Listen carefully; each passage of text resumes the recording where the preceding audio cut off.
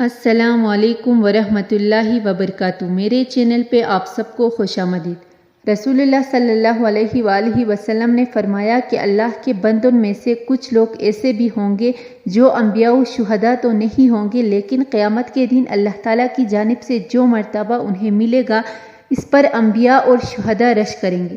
لوگوں نے پوچھا، اللہ کے رسول صلی اللہ علیہ وآلہ وسلم، آپ صلی اللہ علیہ وآلہ وسلم ہمیں بتائے وہ کون لوگ ہوں گے؟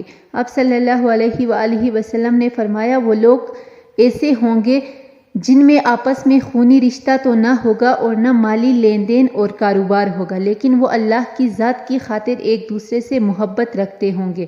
پس اللہ کی قسم ان کے چہرے روشنی ہی روشنی ہوں گے اور وہ روشنی پر ہوں گے، انہیں کوئی ڈر نہ ہوگا، جبکہ لوگ ڈر رہے ہوں گے، انہیں کوئی رنج و غم نہ ہوگا، جبکہ لوگ رنجیدہ و غمگین ہوں گے۔ اور آپ صلی اللہ علیہ وآلہ وسلم نے یہ آیت تلاوت فرمائی، یاد رکھو اللہ کے دوستوں پر نہ کوئی اندیشہ ہے اور نہ وہ غمگین ہوں گے۔